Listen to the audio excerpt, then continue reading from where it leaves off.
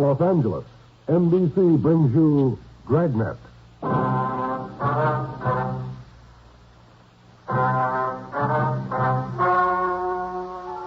Ladies and gentlemen, the story you are about to hear is true. The names have been changed to protect the innocent.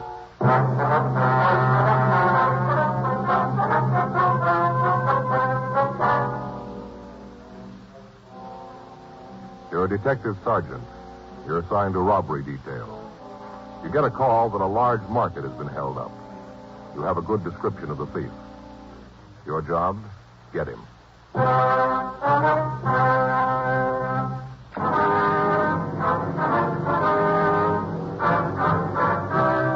Dragnet, the documented drama of an actual crime.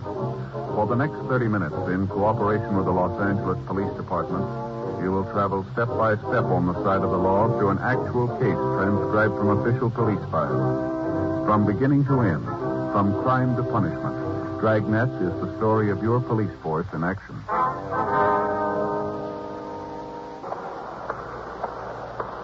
It was Monday, March 10th. It was raining in Los Angeles. We were working the day watch at a robbery detail. My partner's Frank Smith. The boss is Captain Didion. My name's Friday. I was on my way into the office, and it was 8:02 a.m. when I got to room 27A. Robbery. Joe? Yeah, Frank. It's really coming down, isn't it? Yeah, pouring out in the valley. That's so? Yeah. Keep coming down like this, it's going to cause a lot of trouble. Sure makes Faye mad. Yeah, how's that? Well, it gets to raining like this, and she begins to think about the house. You know, doing something about it, changing stuff around. That so? Spent the whole day yesterday moving furniture. Finally got it all set just before dinner. Looked pretty good, too. What happened? Well, we got through dinner and all went in to look at television. Yeah. The way she had the furniture, none of us could see a thing. The chairs were either so close you couldn't see or else they were way across the room. No, well, you're not supposed to get too close, are you, anyway? Yeah, but, Joe, we only got a 10-inch screen. We got one of those big magnifiers on it, and if you get to one side, everybody looks like they got the mumps. Had to move all the stuff back the way it was. It's a hot shot. I'll get it. Get your coat. We got one to roll on. What is it? Liquor store robbery.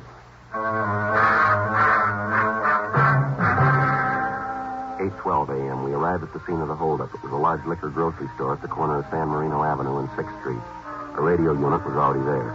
Frank and I checked with him, and then we talked with the victim, a Mr. Henry Alden. I was just standing there at the counter. This old guy came in, pulled a gun, told me he wanted the money. I gave it to him. Uh-huh. He said in the phone that he was elderly. Is that right? Yeah, old guy. Must have been about 65 or 70. Real bum. How do you mean? Well, the way he was dressed, you know. Old clothes, real seedy. Uh-huh. What if you tell us just what happened? Well, sure. Well, it was about 8 this morning. I opened up, and I was there making out the deposit slip for the bank. Guy walked in the back door and pulled his gun. Told me he wanted the money. Uh-huh. Well, like I said, I gave it to him. And he told me to get into the closet back there. Told me to lie down on the floor. Well, I did, and he had that gun pointed right at my head. I did like he told me. I see. What happened then? Well, he walked over to the door and flipped the lock on it a couple of times, you know, to make sure it worked. Yeah. And then he figured it was okay, and he told me not to make any noise for 5 minutes. And he locked the door and left. That's it. Took all the money. How much money did he take, would you know? Yeah, to the penny. I just finished adding it up. Just a minute. All right. I got the figures on the machine. Tell you right away.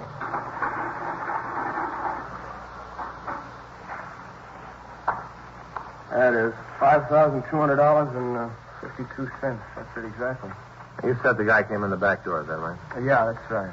Well, were you open? I mean, was the store open for business? No, we weren't. You see, I usually don't open before 8:30. Leave the back door open, though, for deliveries, bread, milk, stuff like that. Uh-huh. What if you could give us a description of the man? Well, sure. Like I said, he was old. Say around 70, around in there. Uh-huh. About how tall was he? I'd say maybe 5'7", not much more than that. How much did he weigh, would you know? Not much. Maybe 125. How about his complexion? Real tan, like he'd been out in the sun a lot. Face was all wrinkled. How about the color of his eyes? Blue. Real blue. Mm-hmm. Now, what about his clothes? They were real bum. Had on this old overcoat, brown, all frayed, ragged around the sleeves. Had a patch on the right elbow. Patch looked like it was kind of dark serge material. Was he wearing a hat? Yeah, blue. All beat up. You could see the dirt around the brim. Mm-hmm. How about his shirt and trousers? Blue striped shirt and old kind of brown pants, no press. Looked like he was getting ready to jump in them. Real seedy. Yes, sir. Did he wear glasses? No, he didn't. Was he clean shaven or did he wear a mustache? Well, he had about a 4 or 5 day old growth of beard, white. I see. Did he have any marks or scars that you could see? No, nothing like that. At least not that I could see. How about the gun? Was it a revolver or an automatic? Well, it looked like an automatic. Might have been a 45. I didn't look too close at that. Yeah. Did he have any sort of an accent when he talked to you? No, nothing like that. All right, Mr. Alden. Joe, I'll get the description out. Right, thanks. Mr. Alden, did the man say anything to you that might help identify him? No, not that I can think of. He kept telling me he was real sorry he had to do this. Said, I'm really sorry, but I have to have the money. I have to. Kept asking me if I understood. I told him no. He said that someday I would. Real weird. Kept apologizing while he robbed me. I see. You the owner here, are you? No, I'm just a manager. The owner's Mr. Wood. He's going to be real mad when he hears about this. Second time in 3 months we've been held up. Getting a little tired. A couple more times the insurance company isn't going to stand for it. Yes, sir. Do you usually have that much money in the store? Most of the weekends, yeah. You see, a lot of our stuff is pretty expensive. This is about the only store in the neighborhood that's open over Sunday. We get a lot of trade. Weekend business usually runs between 3,000 and 5,000. Mm-hmm. About how many employees are there in the store? 3 all told. We stay open until 2:30 in the morning. I come in the morning and work until noon. Hank comes in, and there's 2 of us until 6. And John comes in. He works on through. Once in a while, Mr. Wood comes in himself when we get busy. Uh-huh. What if I could have their names and addresses? Sure. They weren't involved in it, I'm sure of that. Well, we have to check them out anyway, Mr. Alden. Yeah, I suppose so. But I tell you, he knew what he was doing, the way he moved. The way he knew just when to come in. This fellow's done that sort of thing before. Trying to say he was sorry about taking the money. He wasn't fooling anybody. No, sir, not a soul. Real bum, seedy, you know? Yes, sir. All that baloney about how he had to have the money. Wasn't any other way. He wasn't sorry, not at all. Yeah, well, he probably will be. 9:30 a.m. Frank and I started a canvass of the immediate vicinity. None of the store owners in the area had seen anyone answering the description of the hold-up man. None of them had seen any suspicious cars in the area. We asked the liquor store manager to go with us to the city hall to look at the mug books. He called the store owner, and when he arrived, we drove downtown. The victim went through the mug books on known hold-up men, but failed to make an identification. A local and an APB were gotten out on the suspect. We asked the stats office to make a run on the MO used, and they came back with 14 possibles. It took us 2 days to check them out. They led us nowhere. The papers caught on to the story, and letters began to pour in with advice and tips. On Monday, March 17th, a full week after the robbery, Frank and I had lunch and checked back into the office. See the afternoon papers, Joe? Yeah, pretty funny, huh? Yeah, they're sure taking up the story. Everybody got a different idea of who the old guy is and why he did it. Have you read some of the stories? Yeah, sure. The only thing is, a lot of people seem to think the old guy's a real Robin Hood. Now, that's all right, but they forget that he walked in that store with a gun. Wasn't anybody to say that he wouldn't have pulled the trigger if somebody got in his way. Yeah. Should be glad when we get him, find out what it's all about. I get it. Robbery Friday. Yes, ma'am, it is. No, ma'am. No, ma'am, we haven't caught him yet. What was that? Yes, ma'am. Uh-huh. Would you give me that address again? Yes, I have it. Yes, ma'am. All right, thank you. There's another one. What's that? Landlady runs a place out on 9th Street. Says she's got a tenant that she's sure is the old fellow we're looking for. How come? Says all the old guy does is stay up in his room. The other day, the landlady's daughter went upstairs for something. Tenant chased her down the stairs, yelling at her to stay away from his room, all that sort of thing. He was tired of people not respecting his rights, the rights of an old man, something like that. I couldn't get it all on the phone. The description she gave him pretty much matches the one we got. What do you figure? Well, we got no choice. We'll check it out. 1:58 p.m. Frank and I got to the rooming house on 9th Street. It was a large 4-story building. We talked to the landlady, and she gave us what information she could. She told us that the tenant's name was Roger Dietrich. She told us that he'd lived in the building for the past 8 years. She went on to tell us that he had some sort of a private income and that he rarely left his room. The landlady explained that earlier the same morning, her 11-year-old daughter had gone to the attic to get some old newspapers, and that on the way she'd run into Mr. Dietrich. The tenant had yelled at her and told her that as long as he was paying rent on the room, he wouldn't have anybody snooping around. We checked and found that he got no mail except a single letter a month with the income check. 2:30 p.m. Frank and I went up to the 4th floor and knocked at the door. You want to try it again? Yeah. Go away. I don't want him. Go away. Mr. Dietrich? Who is it? Police officers, we'd like to talk to you. Just a minute.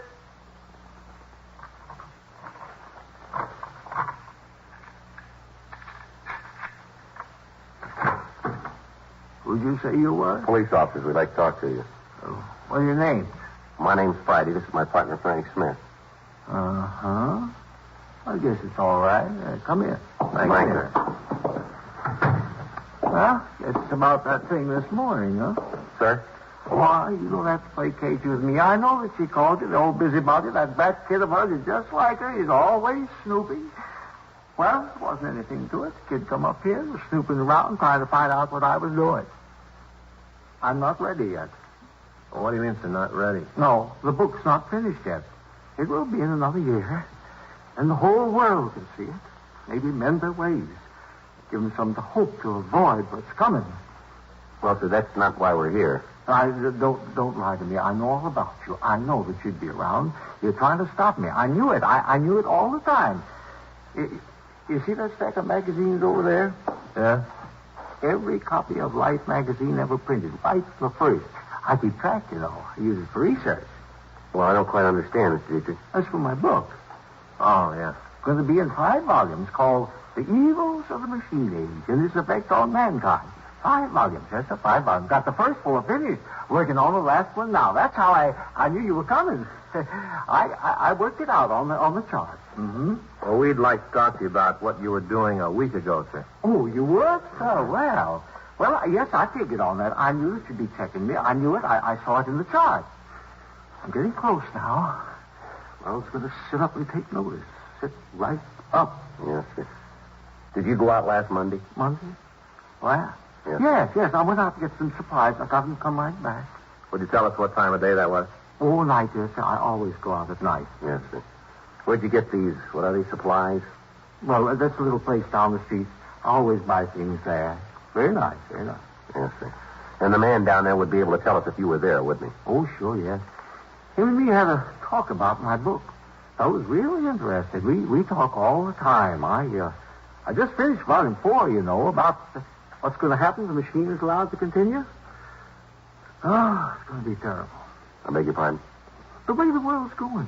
All these atom bombs. Now the hydrogen bomb. Going to blow the world right away. Even if they stop there, things aren't going to be the same. They're all going to be different. All right. You just betcha. You know what kids are going to look like 1,000 years from now? Well, sir, I imagine pretty much the same way they do now, huh? Yes, sir, and that's just where you're wrong. Take a picture right here. It's volume 4. You know, finish volume 4. I'll get it.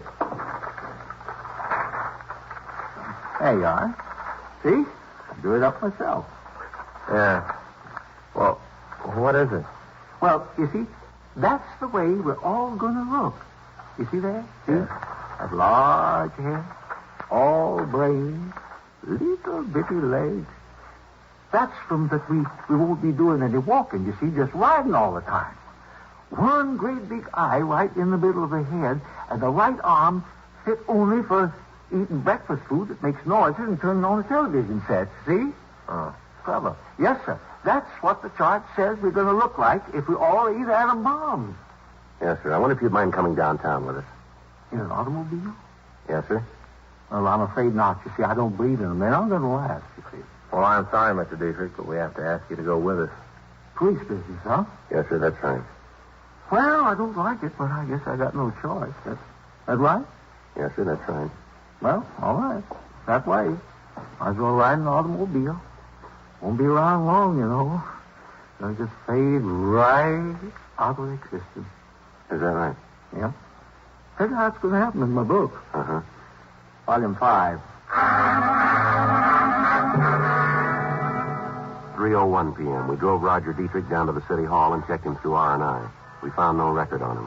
We got in touch with the holdup victim, Henry Alden, and asked him to come down to the city hall to see if he could identify the suspect. He got to the robbery squad room at 4:15 p.m. No, I'm sure that that's not the guy. Well, what's all this about, anyway? What are you officers trying to do? Well, it's all right, Mr. Dietrich. We're just conducting a routine investigation. It's all right now. Oh, it is, huh? Yes, sir. We can take you home now if you like. In that police car? Yes, sir. Oh, how about this fella? He going too? No, sir. Oh, well, maybe I'll do just that. Would you mind dropping me off at Pershing Square? I'd like to listen to a speech. A friend of mine's making it this afternoon. Brilliant, man. Oh, my. He's already written 12 books. All on art. Sir? ODD, yes, odd. Like, what are the chances of a comet falling on your house? Or what are the chances of a certain horse winning the Kentucky Derby? All things like that. Brilliant man. Yes, sir. He's dead broke. Is that right? Yep. Spends all his money on research. I get it. Robbery Friday. Yeah, Barnes. Uh-huh. Yeah. When'd you pick him up? Yeah. All right. No, we'll be right over. Anything? Yeah, Barnes over at the main jail says they got a drunk over there who's doing a lot of bragging. What about? Heist in the liquor store for $5,200. 4:30 p.m. We had Roger Dietrich taken to his home, and then Frank and I went over to the main jail. We talked to Officer Phil Barnes. He told us that an Arnold Jefferson had been picked up and booked for LAMC 4127A on the previous day. Barnes went on to say that this was Jefferson's 42nd arrest on drunk charges. We had the suspect brought to the interview room, and we talked to him. All right, Jefferson. Now, what's all this about you holding up a liquor store? What do you know about it?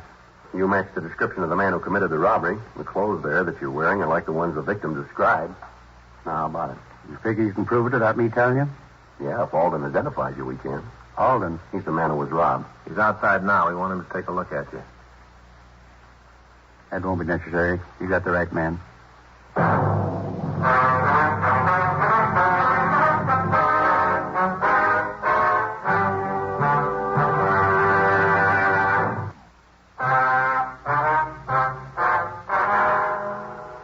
We had the victim, Henry Alden, look at the suspect, Arnold Jefferson.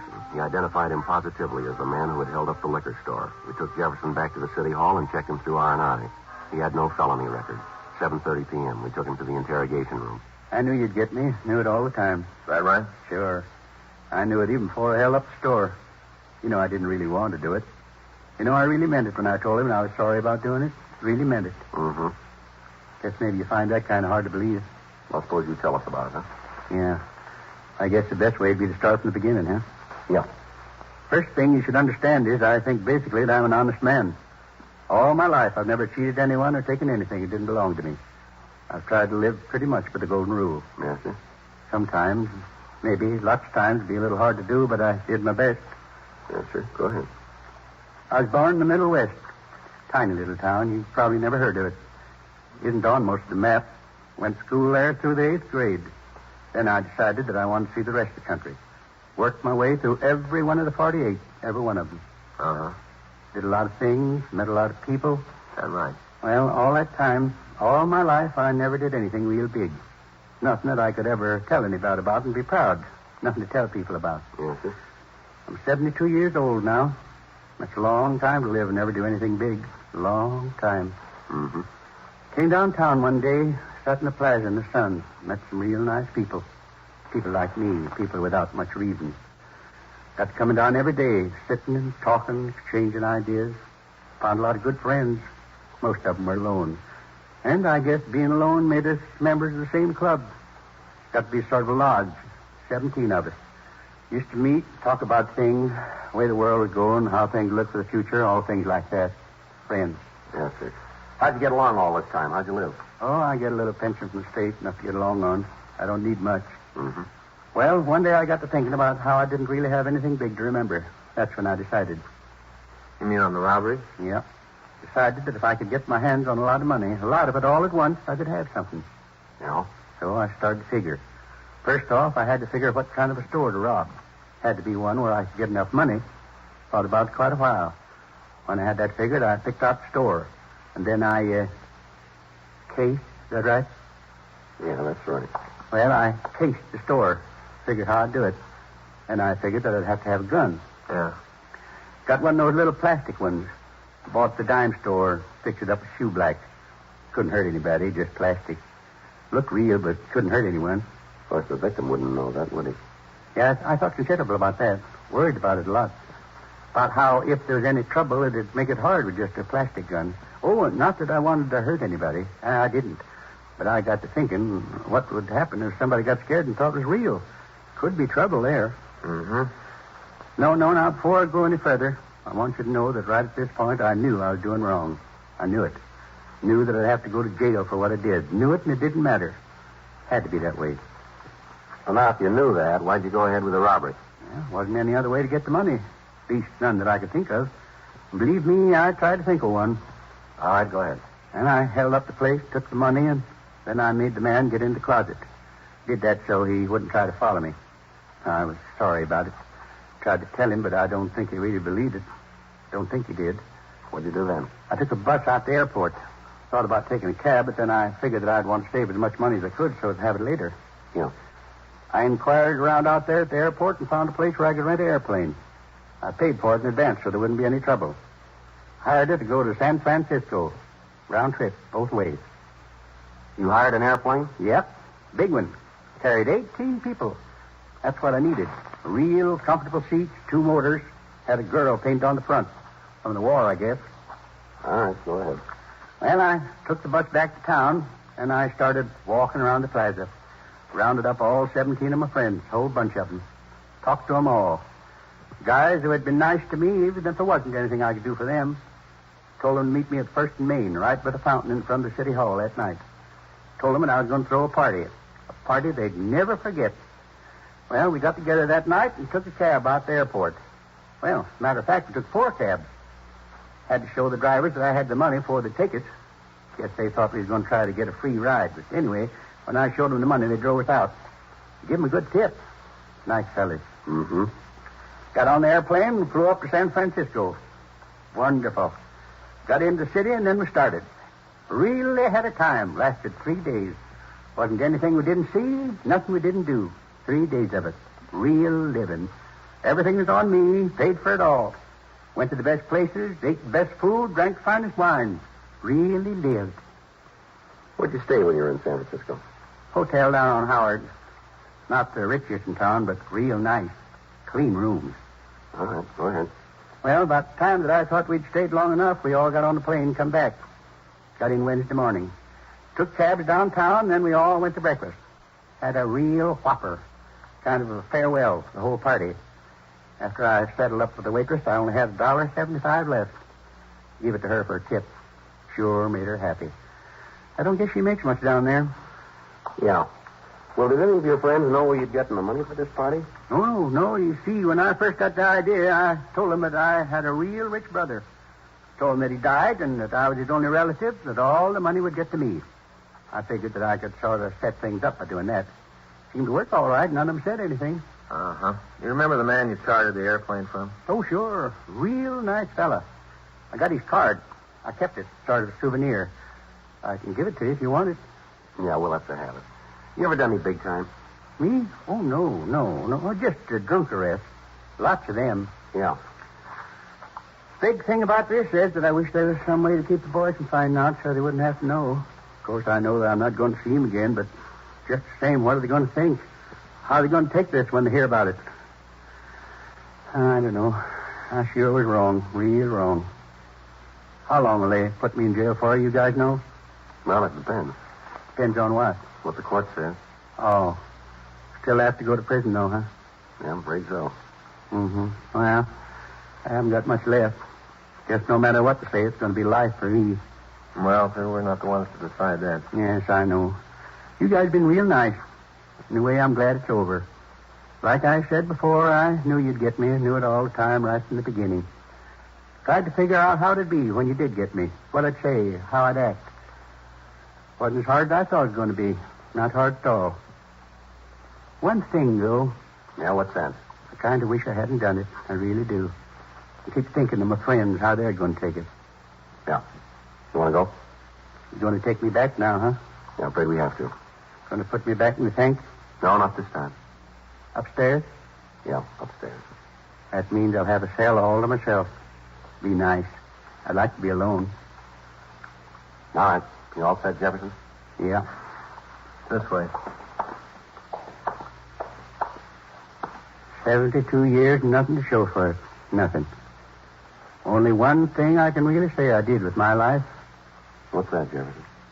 Wasted 72 years.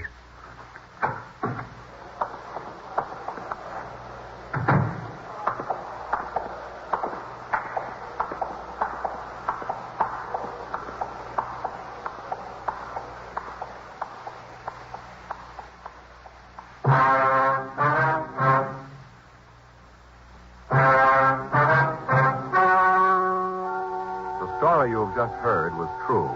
The names were changed to protect the innocent. On July 24th, trial was held in Department 89, Superior Court of the State of California, in and for the County of Los Angeles. In a moment, the results of that trial.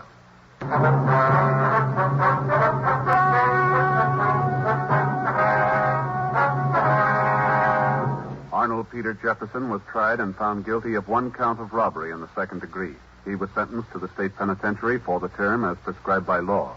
Robbery in the second degree is punishable by imprisonment for a period of not less than 1 year.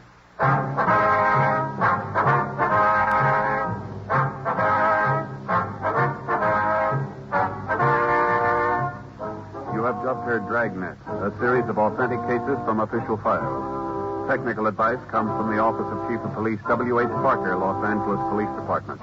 Technical advisors, Captain Jack Donahoe, Sergeant Marty Wynn, Sergeant Vance Frazier. Heard tonight were Ben Alexander, Vic Rodman, Ralph Moody.